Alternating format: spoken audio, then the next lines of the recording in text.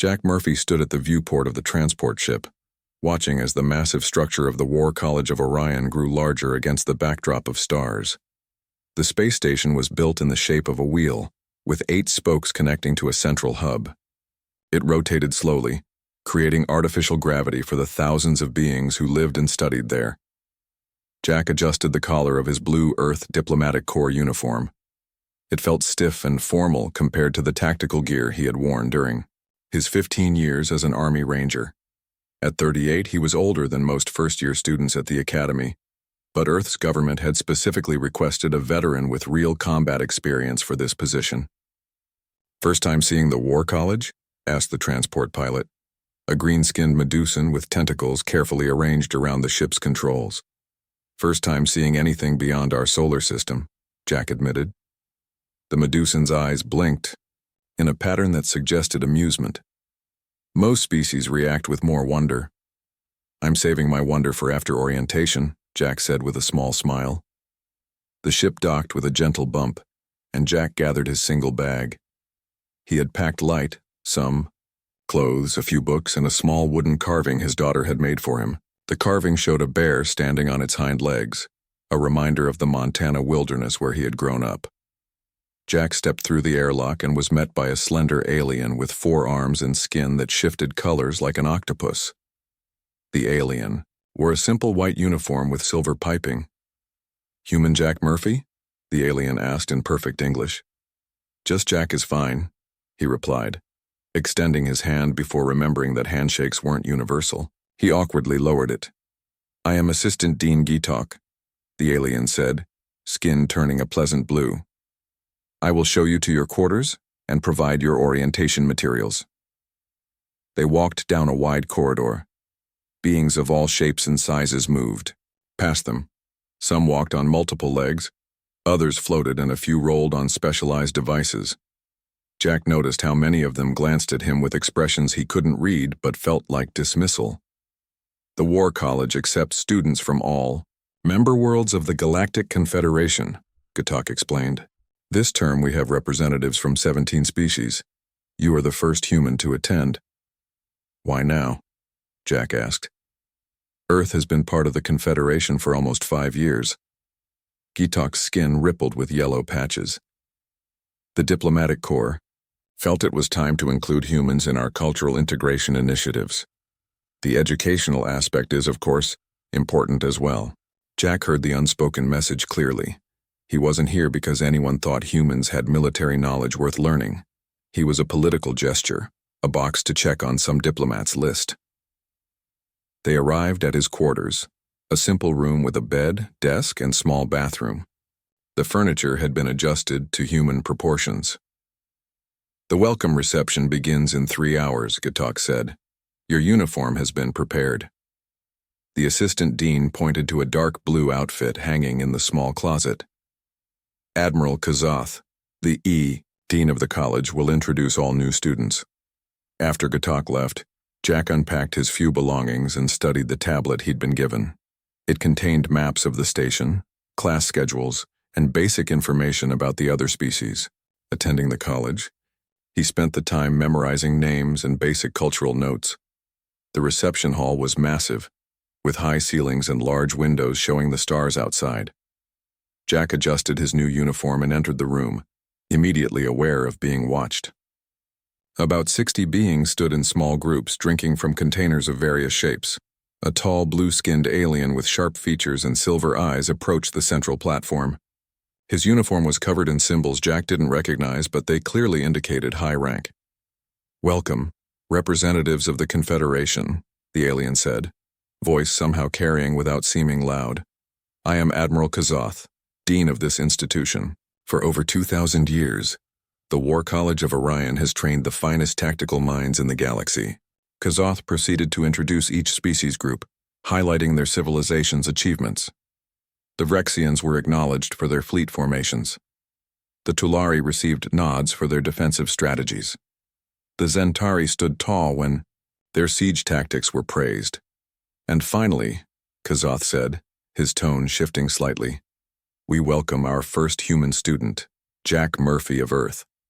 Humans have recently joined our confederation, and bring with them fresh perspectives from a young civilization.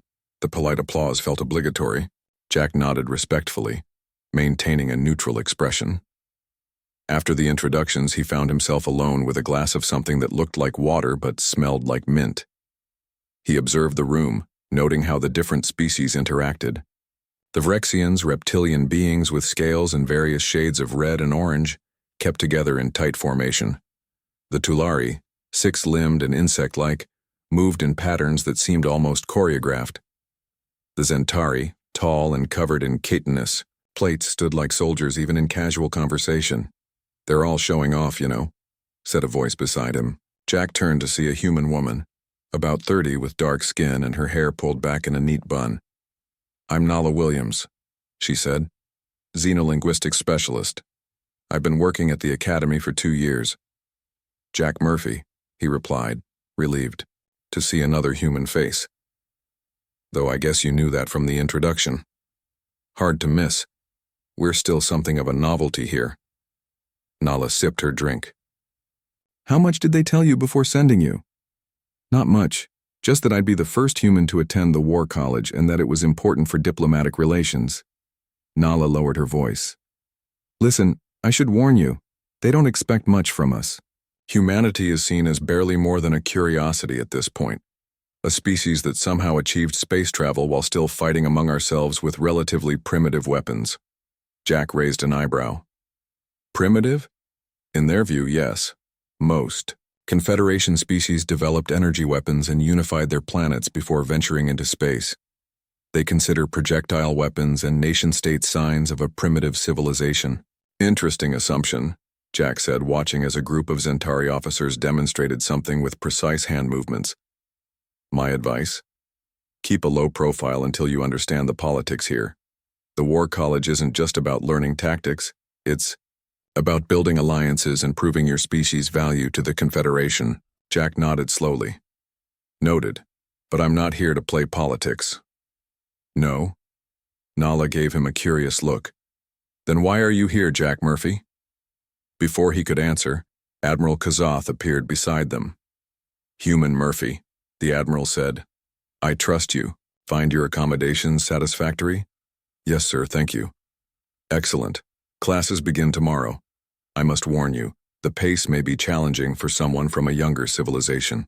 Do not be discouraged if you struggle to keep up." The Admiral's silver eyes studied Jack with what seemed like genuine concern. "I appreciate your concern, Admiral," Jack replied evenly. "I'll do my best." As Kazoth moved away to speak with other students, Nala gave Jack a significant look. "See what I mean? They've already decided what you're capable of." Jack watched the Admiral's retreating form, then let his gaze sweep across the room full of aliens who had been studying warfare for centuries longer than humans had been traveling in space. "Let them think what they want," he said quietly. "It might be interesting to see their faces when they realize what humans really know about fighting wars." Jack woke before the station's artificial dawn. Years of military routine had made early rising a habit he couldn't break. He spent an hour exercising in his quarters, adapting his usual workout to the slightly lower gravity. At precisely 0800 station time, he entered the classroom for theoretical warfare. The room was arranged in a semicircle with seats sized for various species. About 20 students were already present, their conversation stopping briefly as Jack entered. He found his assigned seat between a jellyfish-like being floating in a small tank and a furry creature with 6 eyes. Jack nodded politely to both, neighbors receiving a ripple of tentacles and a soft purr in response. The instructor entered from a side door. Professor Zalthip was a Tulari, with 6 limbs and a hard exoskeleton that gleamed under the lights. 4 of his limbs were used for walking, while the upper 2 held what appeared to be teaching tools. "Welcome to theoretical warfare," Zalthip said, his translator giving his voice a metallic quality. "I am Professor Zalthip, veteran of the Proxima conflict and holder of 17 campaign medals from the Tulari Defense Force." The professor activated a large holographic display at the front of the room. It showed a rotating planet with ships in orbit. "We begin with basic principles. All warfare follows mathematical patterns. All strategies can be calculated. All outcomes can be predicted with sufficient data. Zalthip moved his upper limbs in what Jack guessed was a gesture of emphasis. This has been proven across all advanced civilizations. For the next 2 hours, Zalthip outlined what he called elementary principles of space combat. Jack took careful notes, comparing the alien concepts to his Earth military training. Much was different, but the core ideas about positioning, resource management, and psychological impact were surprisingly familiar. Orbital bombardment, Zalthip continued, makes ground combat largely obsolete. Any species advanced enough for interstellar travel has moved beyond the inefficiency of surface engagements.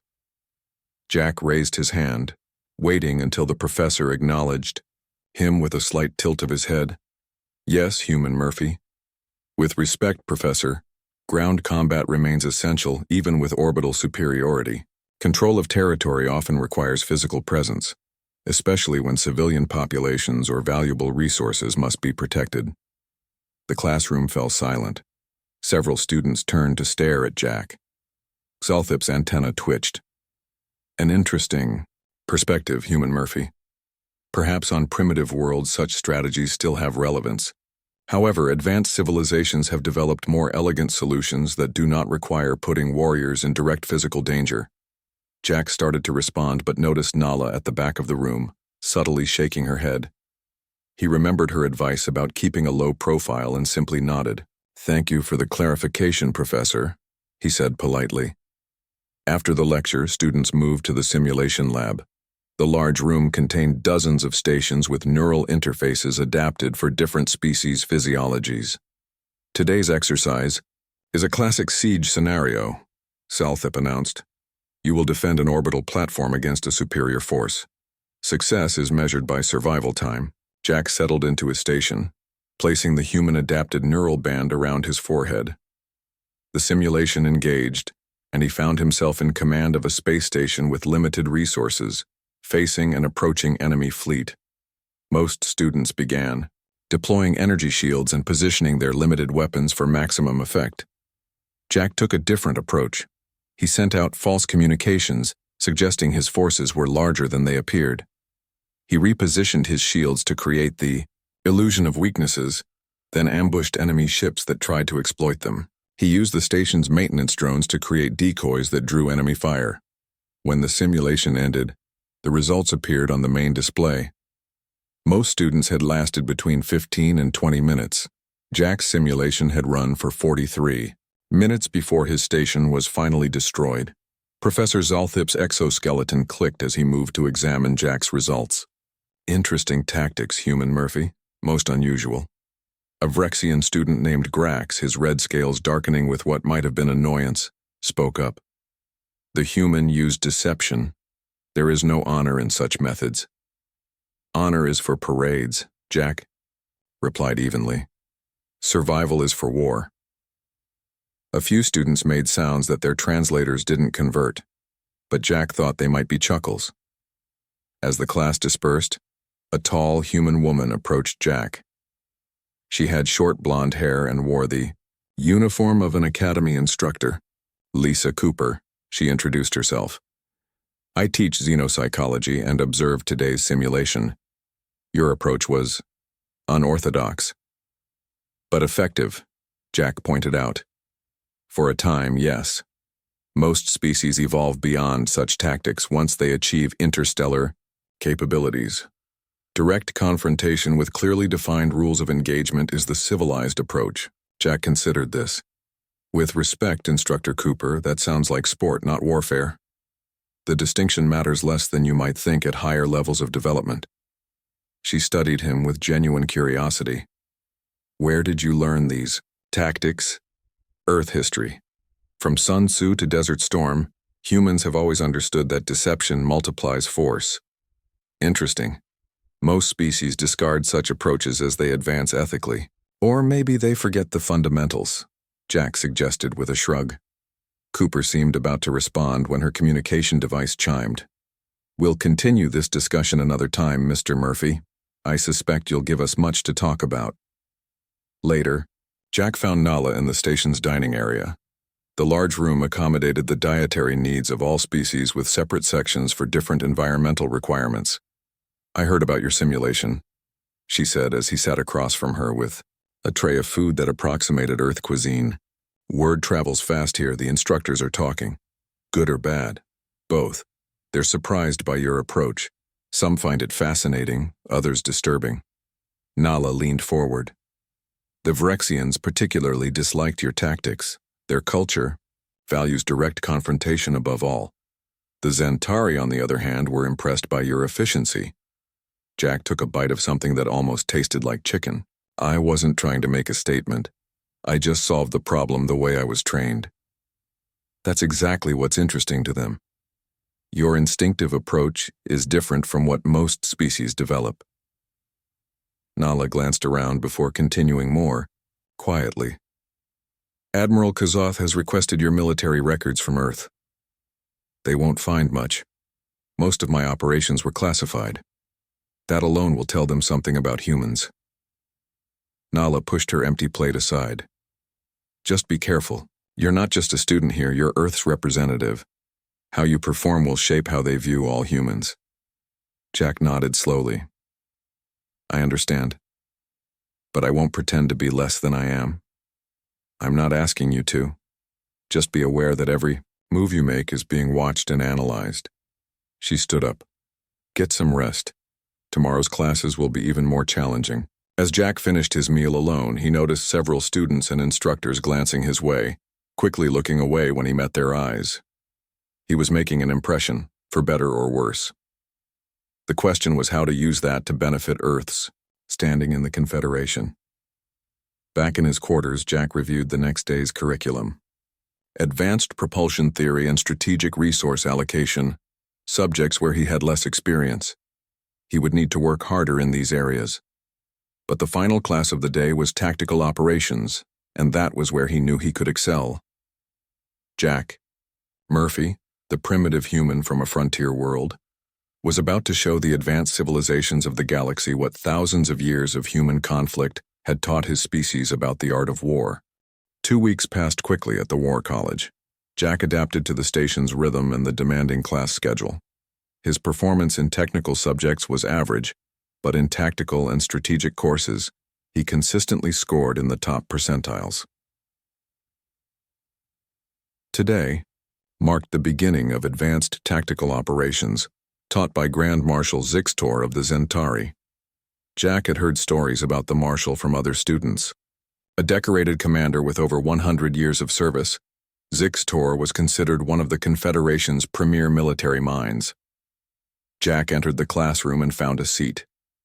The room fell silent as the door slid open again. Grand Marshal Zixtor ducked through the entrance.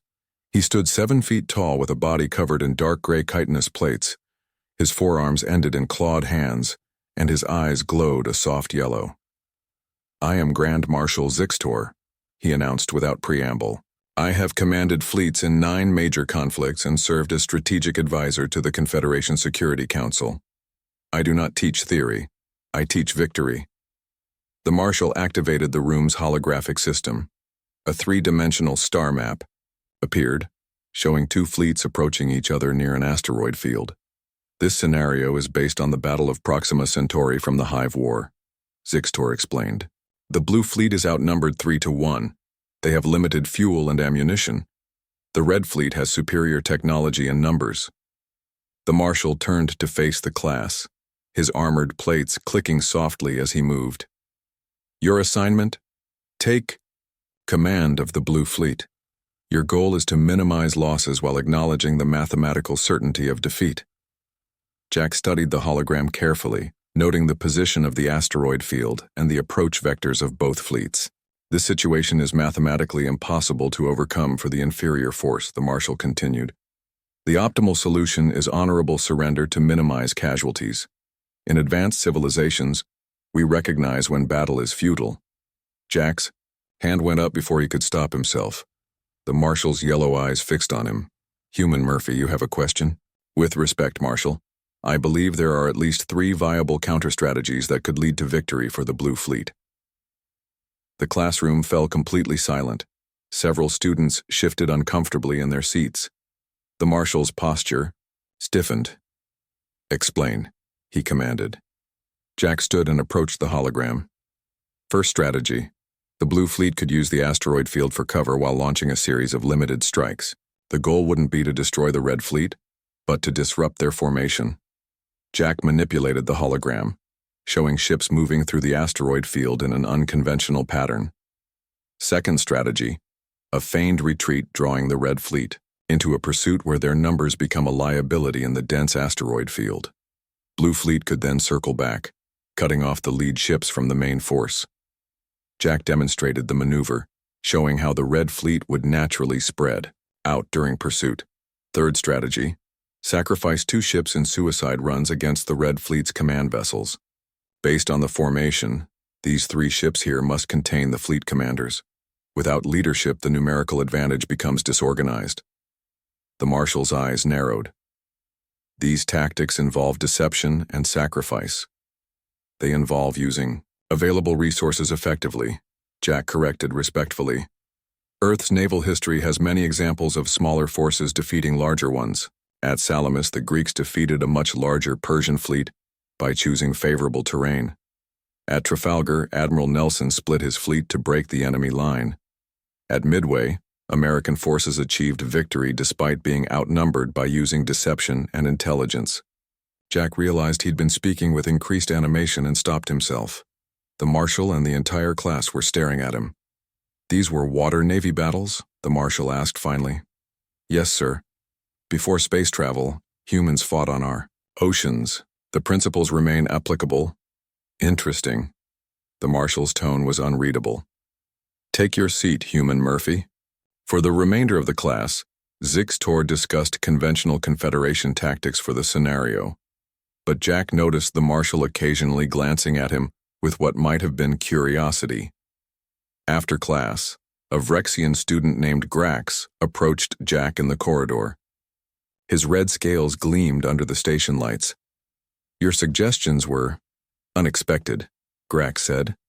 "My species values direct confrontation and honorable defeat over deception."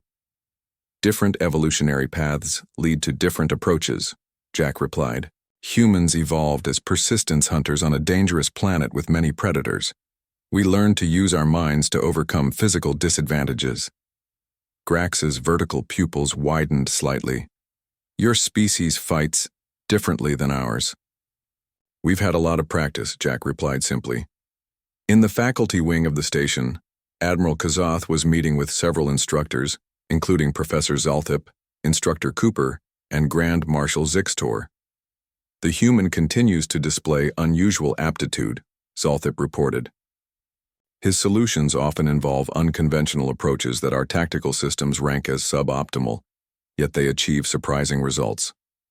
"He challenged my assessment of the Proxima scenario," Zixtor added. "His suggested tactics were primitive, but potentially effective. They mirror strategies used by pre-spaceflight civilizations." Kazoth's silver eyes narrowed. "Is this concerning?" "I find it fascinating," Lisa Cooper interjected. "From a xenopsychological perspective, humans appear to approach conflict differently than most Confederation species. They don't rely on technological superiority or numerical advantage. They assume those will be against them and plan accordingly." "A dangerous mindset." Zalthip clicked his mandibles nervously. "Or a resilient one," Cooper countered. "Most Confederation training assumes technological parity or advantage. What if we faced an enemy with superior technology?" "The humans' methods seem primitive but effective," Kazoth admitted. "The question is whether introducing such approaches to representatives of other species serves the Confederation's interests." "I believe observation should continue," Zixtor stated. "The humans' knowledge may prove valuable, particularly against the swarm if they return from the outer rim." Kazoth nodded slowly. "Agreed. Continue monitoring the human's performance. I want detailed reports on all his tactical suggestions and simulation results." Later that evening, Jack met Nala in the station's recreation area. The large room had been designed to accommodate various species' relaxation needs. with separate zones for different gravity and atmospheric preferences. I heard about your class with the Marshal, Nala said quietly as they sat in the human-compatible section. Word spreads fast here. I should have kept quiet, Jack admitted. Maybe not. The instructors are definitely paying attention now. Nala leaned closer. I've heard rumors there's a major training exercise coming up. Teams will be selected from different classes and pitted against each other. Will they let me participate? I'm still considered an oddity here. That's just it. I think they want to see how your human tactics perform in a larger scenario. Nala checked to make sure no one was listening. Some of the other species representatives have been asking about you. A few seem interested in learning more about Earth's military history. Jack considered this information. So I've gone from curiosity to potential resource?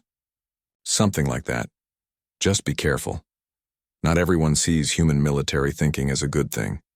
Some of the more traditional instructors are concerned about introducing what they call primitive aggression into Confederation tactics. It's not aggression, Jack said. It's survival. Nala smiled slightly. That distinction might be the most important lesson you can teach them. The announcement came during breakfast. All classes would be suspended for the next week as the War College conducted its term-end exercise. Admiral Kazoth's image appeared on screens throughout the station. Students will be divided into 12 teams, the Admiral explained. Each team will represent a different tactical doctrine from Confederation history. Your mission is to secure and hold 3 key positions in a simulated star system while preventing other teams from doing the same. Jack studied the details appearing on his tablet. The exercise would use advanced neural interfaces to create a fully immersive simulation. Teams would be selected based on complementary skills rather than species. Later that day, Jack received his team assignment. He would be working with 7 other students, 2 Tulari, a Vrexian medical specialist, 2 aquatic Merlins, a Zentari engineer, and a Pax diplomat. Jack recognized this as an unusual grouping. Most of these species were considered less militarily advanced within the Confederation. The team gathered in a small conference room. Trellix, one of the Merlins, floated in a hovering water tank. His blue-green skin rippled as he spoke through a translator. We must select a team leader before the exercise begins, Trellix said. Grax, the Vrexian medical specialist, nodded his scaled head. By tradition, the Zentari should lead as they have the most military experience. All eyes turned to Kel, the Zentari engineer. His chitinous plates clicked as he shifted uncomfortably. I am an engineer, not a tactician, Kel said. My skills are technical, not strategic. A brief silence followed. Then Trellix's tank moved forward slightly. I propose the human leads our team. Jack looked up in surprise. So did everyone else. Why would you suggest this? Asked Delta, one of the Tulari. The human understands warfare in ways we do not, Trellix replied simply. I have observed his performance in simulations. I agree, Kel added unexpectedly. Human Murphy's approach to tactical problems is unorthodox, but effective. One by one, the other team members voiced their agreement. Jack found himself elected leader without opposition. Thank you for your trust, he said. Before we begin planning, I'd like each of you to share your specialties, not just your training, but what you're personally good at. This approach seemed to surprise them, but they complied. Jack learned that while Trellix was officially a navigation specialist, he had an unusual talent for predictive movement patterns. Delta, though trained as a communications officer, had detailed knowledge of sensor systems. Each team member revealed strengths that went beyond their official training. Good, Jack said when they had finished. Now let's talk about how we approach this exercise differently than the other teams will expect. For the next 2 days, Jack's team prepared. Rather than following conventional Confederation tactics, they developed a hybrid approach that combined human strategic principles with each species' unique abilities. The night before the exercise, Nala visited Jack in his quarters. You've made quite an impression, she said. The instructors are studying Earth's military history now. Some have requested access to your planet's historical archives. They seem concerned, Jack observed. They are. About how a species that still uses projectile weapons in some contexts could develop such sophisticated understanding of warfare principles that took other species millennia of evolution to comprehend. Jack smiled slightly. We didn't have millennia. We had to learn quickly or die. That's what fascinates them, Nala replied. Most Confederation species developed space travel after achieving planetary peace.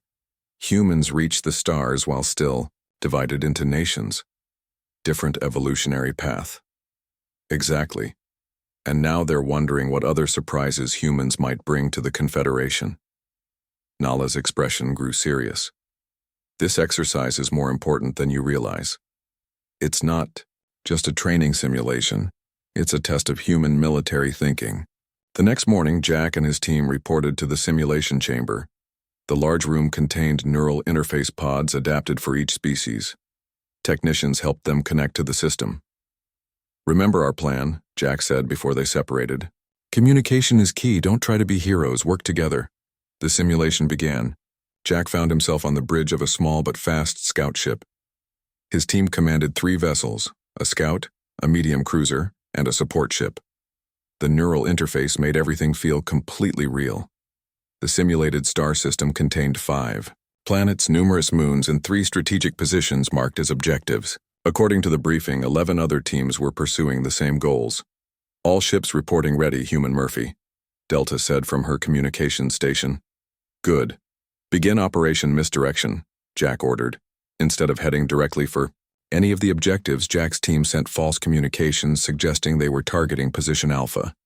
Meanwhile, their actual ships headed toward Position Gamma, the furthest and least desirable objective. 2 teams have taken the bait, reported Trellix from his navigation tank. They're diverting forces to Position Alpha. Excellent. Maintain course for Gamma, minimal power signature. Several hours into the simulation, Jack's team had secured Position Gamma without engagement. From this less desirable position, they had established sensor coverage of the entire system. 4 teams fighting over Position Alpha, reported Delta. 3 teams approaching Position Beta. Perfect, Jack said. Now for Phase 2. Kel, is the package ready?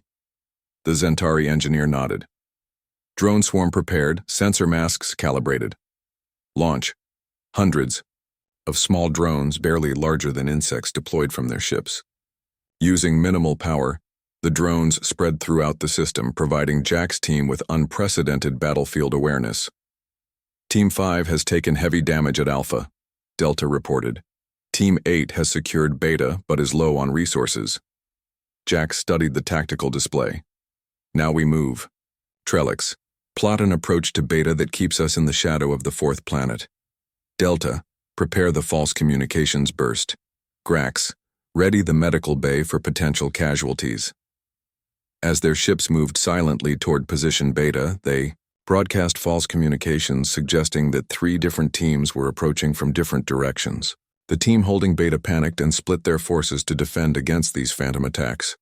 Their formation is breaking, Kel observed. Defensive grid has gaps. Now, Jack ordered. Full power to engines and weapons. Direct approach. Their 3 ships suddenly accelerated toward Beta, catching the defenders completely by surprise. The battle was brief, but intense.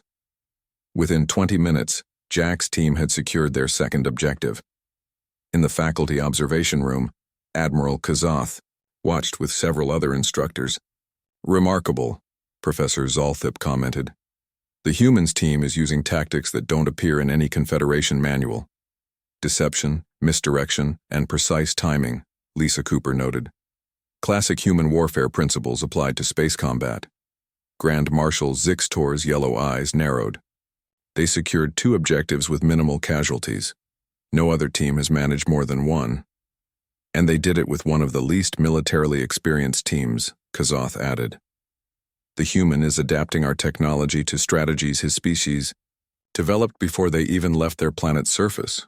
Should we be concerned? Zalthip asked.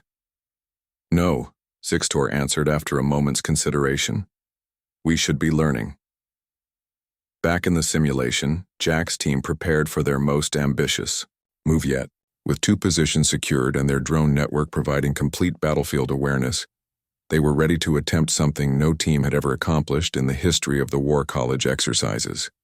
All ships, prepare for Operation Sunrise, Jack ordered. It's time to take all 3 objectives. Operation Sunrise began with silence.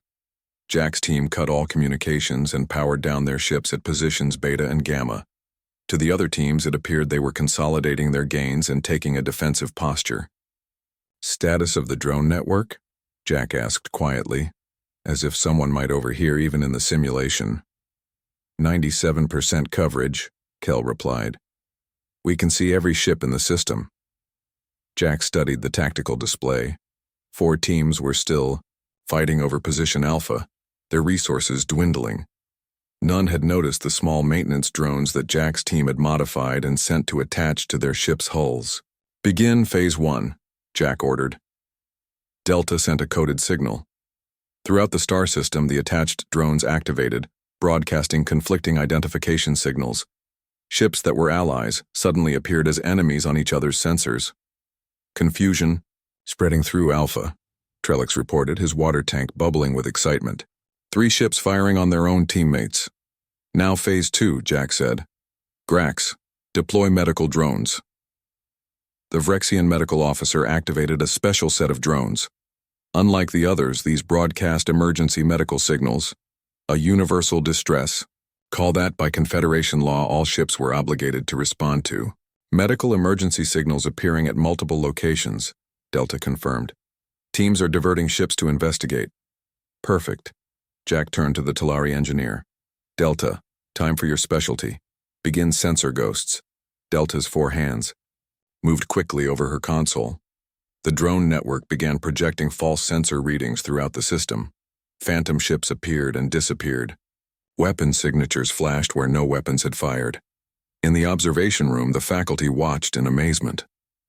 What is happening? Admiral Kazoth demanded. The battlefield has become chaos. Electronic warfare, Professor Zalthip replied, his mandibles clicking rapidly. The human is using our own technology against the other teams. I've never seen this level of battlefield manipulation, Grand Marshal Zixtor admitted. The other teams cannot distinguish reality from deception. Meanwhile, Jack's team had powered up their ships and were moving swiftly toward Position Alpha, using the confusion as cover.